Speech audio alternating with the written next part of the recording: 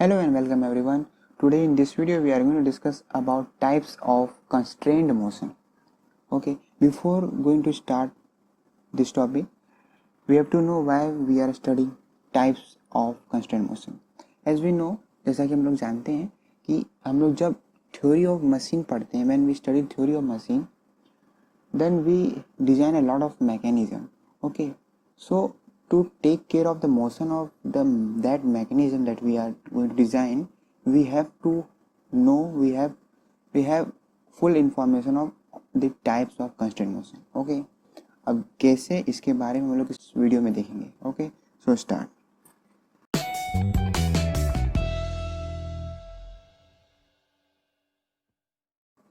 First आता है हमारा कंप्लीटली कंस्ट्रेंट मोशन.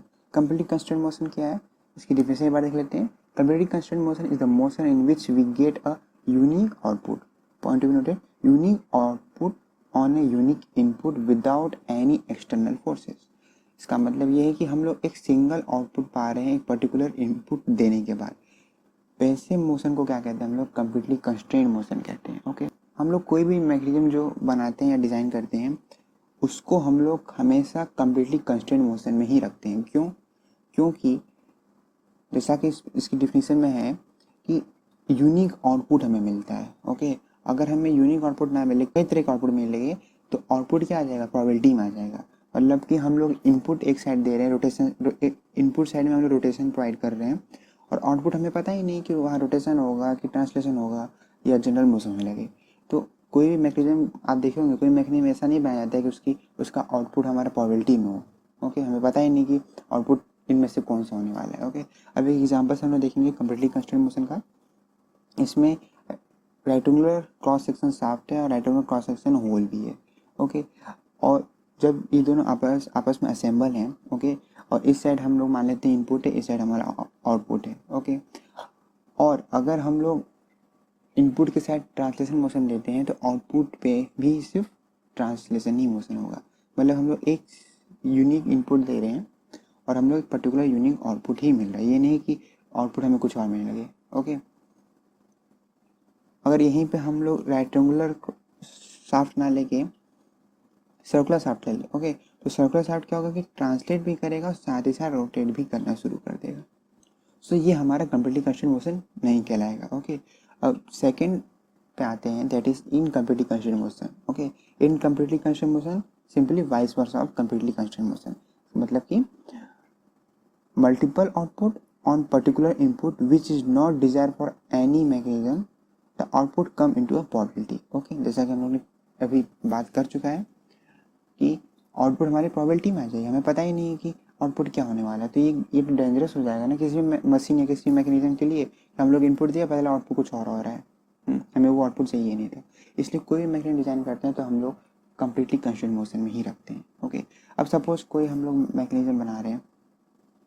ओके, अब वो मैकेनिज्म हम लोग डिजाइन कर लिए और वो मैकेनिज्म क्या निकला, एक इनकम्प्लीटली कंस्ट्रेंट मोशन निकला. इसे हम लोग को जानना जरूरी है कि completely constraint motion, completely constraint motion क्या होता है, हमें जानना बहुत जरूरी है. तो हम लोग पहचान ही नहीं पाएंगे कि कंस्ट्रेंट एक कंप्लीटली कंस्ट्रेंट मोशन शो कर रहा है कि इनकम्प्लीटली कंस्ट्रेंट मोशन शो कर रहा है.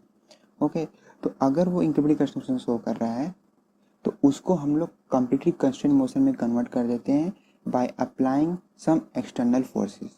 ओके, और जब ऐसा करते हैं तो उस मोशन को हम लोग क्या कहते हैं, सक्सेसफुली कंस्ट्रेंट मोशन. और यही हमारा थर्ड टाइप है, that is if we make incompletely constrained motion into a completely constrained motion with the help of some external forces, then that motion is called as successfully constrained motion. Okay, अब इसका example लेंगे. हम लोग ने foot step bearing पढ़ा होगा.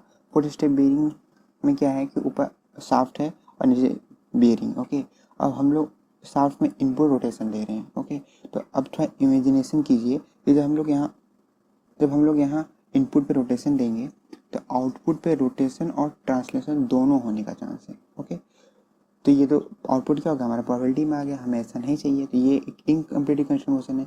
अब इसको हम लोग कंप्लीटली कंस्ट्रेंट मोशन में कन्वर्ट करेंगे. कैसे, by some external forces. Okay, तो एक्सटर्नल फोर्स ऊपर हम लगा दे रहे हैं सपोज. तो अब क्या होगा कि ट्रांसलेशन मोशन को वो एक्सटर्नल फोर्स क्या कर देगा, कंस्ट्रेंट कर देगा. कंस्ट्रेंट मतलब भी होता है हमारा बाधा, उसको हिंदी में कहेंगे बाधा या रिस्ट्रिक्ट करना. ओके, तो ये हम लोगों ने क्या किया, इनकम्प्लीटली कंस्टेंट मोशन को कम्प्लीटली कंस्टेंट मोशन में कन्वर्ट किया, तो इस तरह के मोशन को क्या कहेंगे, सक्सेसफुली कंस्टेंट मोशन कहेंगे। ओके, जनरली हम लोग मोस्ट ऑफ केस में हम लोग सक्सेसफुली कंस्टेंट मोशन ही देखते हैं। ओके, जैसे एग्जांपल और लेते हैं कि cam follower. Okay, cam follower में हम लोग जब भी देखते हैं कि कैम जो होता है फॉलोवर कॉन्टेक्ट में आता है, तो फॉलोवर क्या होता है, मूव अपवर्ड मूव करता है। ओके, अब जैसे ही वो कैम कॉन्टेक्ट से रिलीज हो जाता है तो क्या होता है, फॉलोवर नीचे आ जाता है, तो हमें आउटपुट क्या मिल रहा है, एक ट्रांसलेशन मोशन मिल रहा है। और ये क्यों पॉसिबल है, क्यों, क्योंकि हम लोग फॉलोवर पे स्प्रिंग लगाए हुए हैं, और स्प्रिंग क्या कर रहा है, एक एक्सटर्नल फोर्स की तरफ वर्क कर रहा है। अगर हम लोग स्प्रिंग ना लगाए तो क्या होगा कि कैम जो है वो फॉलोवर को तो अपवर्ड मोशन दे देगा, लेकिन फॉलोवर नीचे कैसे आएगा, वो नीचे इसलिए आ रहा है क्योंकि हम लोग ऊपर स्प्रिंग लगाया हुआ है। वो स्प्रिंग क्या हो रहा है, एक एक्सटर्नल फोर्स प्रोवाइड कर रहा है और हमें ट्रांसलेशन मोशन प्रोवाइड कर रहा है। अदरवाइज वो ट्रांसलेशन मोशन ना होकर एक सिंपली लीनियर मोशन ही रह जाएगा। ओके, अब वीडियो ख़त्म करने से पहले एक और छोटा सा एग्जांपल लेते हैं। वो सिंपल एग्जांपल लेते हैं cylinder piston. Cylinder piston arrangement हम लोग जानते होंगे कि जिसमें कि सिलेंडर क्या है, वो भी सर्कुलर शेप में, और पिस्टन भी क्या है, एक सर्कुलर क्रॉस सेक्शन में। ओके, और वो जब वो आपस में असेंबल होते हैं तो क्या होता है, पिस्टन ट्रांसलेशन रोटेशन प्रोवाइड करता है। लेकिन ज़रा सोचिए कि वो रोटेट भी तो कर सकता है, वो अंदर रोटेट भी कर सकता है और ट्रांसलेट भी कर सकता है। तो इससे क्या हो रहा है कि हमें आउटपुट मल्टीपल मिल रहे हैं। ओके, बट ये चीज़ नहीं होता है, क्यों, क्योंकि हम लोग एक एक्सटर्नल एजेंट या कह सकते हैं एक्सटर्नल फोर्स प्रोवाइड कर रहे हैं with the help of connecting rod. वो कनेक्टिंग रॉड ही है जो पिस्टन को रोटेट करने से रिस्ट्रिक्ट कर रहा है, कंस्ट्रेंट कर रहा है।